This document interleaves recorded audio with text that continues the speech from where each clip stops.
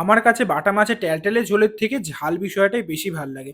তাও যদি হয় আজকের মতো তৈরি করা মাখড়া বেগুন দিয়ে বাটা মাছের টান টান ঝাল দিয়ে তৈরি হওয়া ঝাল। আজকে তোমাদের সঙ্গে তৈরি করে নিতে চলেছি আলু বেগুন দিয়ে বাটা মাছের ঝাল ঝাল করে ঝাল। সবার প্রথমে আমি ৮০০ গ্রামের মতো বাটা মাছকে কেটে ধুয়ে পরিষ্কার করে নিয়েছি, যেটাতে আমি ১ চামচের মতো নুন আর হাফ চামচের মতো হলুদ দিয়ে মাখিয়ে রেখে দেবো বেশ কিছুক্ষণের জন্য, প্রায় আধা ঘন্টার মতো।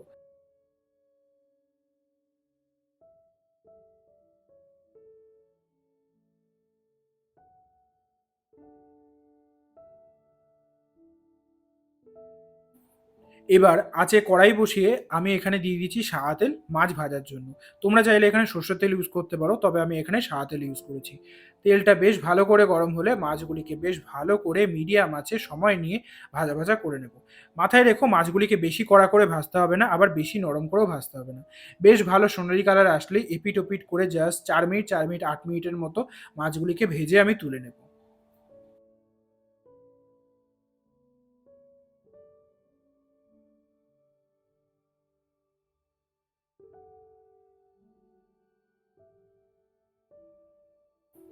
কথা বলতে বলতে এখানে আমার সমস্ত মাছ সোনালি করে ভাজা হয়ে গেছে। আর আমি এই রান্নাটা সম্পূর্ণ এই তেলেতেই করব, আমি অন্য কোনো নতুন তেল ইউজ করব না। ফোড়নের জন্য আমি এখানে এই তেলের মধ্যে দিয়ে দিয়েছি ১ চামচের মতো সাদা জিরে। ফোড়নটায় সুগন্ধ বেরোলে আমি এখানে দিয়ে দেবো দুটো স্লাইস করে কেটে রাখা মিডিয়াম সাইজের পেঁয়াজ, যেটাকে আমি ২-৩ মিনিটের জন্য ভালো করে ভেজে নেব।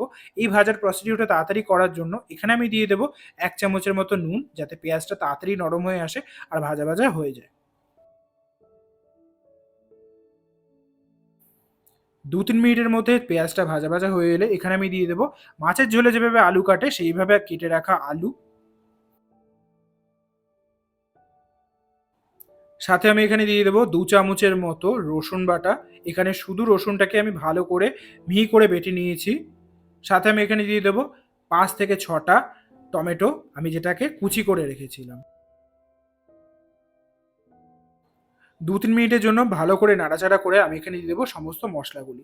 মশলার মধ্যে আমি এখানে দিয়েছি ১ চামচের মতো ধনে গুঁড়ো, হাফ চামচের মতো শুকনো লঙ্কার গুঁড়ো, হাফ চামচের মতো জিরে গুঁড়ো আর ১ চামচের মতো চিনি। এইটাকে দিয়ে ভালো করে নাড়াচাড়া করে প্রায় ২-৩ মিনিট কষাবো। এরপর আমি এখানে দিয়ে দেবো হলুদটা। হলুদ দিয়েছি এখানে আমি হাফ চামচের মতো, ক্লিপিংসটা এখানে কেটে গেছে, সরি টু সে। এখানে আমি মশলাটাকে ভালো করে কষিয়ে নিয়েছি যতক্ষণ না তেলটা সেপারেট হয়ে আসছে। এরপরে আমি এখানে দিয়ে দিয়েছি মেন ইনগ্রিডিয়েন্টস মানে বেগুনটা। বেগুনটাকে এরকম আমি ছোট ছোট করে কেটে নিয়েছি।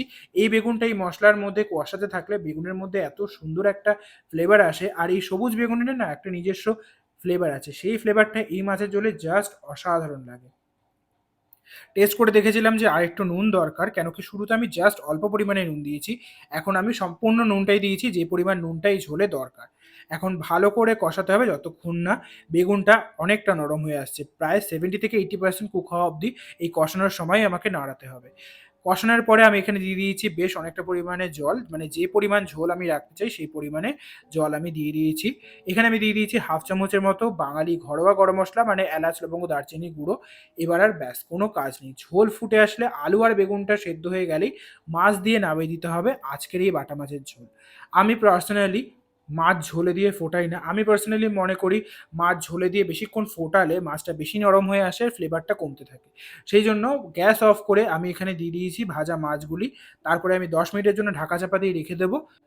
ব্যাস, তাহলেই রেডি আজকের স্পেশাল বাটা মাছের রেসিপি। গরম গরম ভাতে এই বাটা মাছের ঝোল বা ঝাল যেটাই বলো না কেন, আর কিচ্ছু দরকার নেই। এক থালা ভাত এমনিতেই খেয়ে সাবার করে নিতে পারবে, তার গ্যারান্টি আমি দিচ্ছি।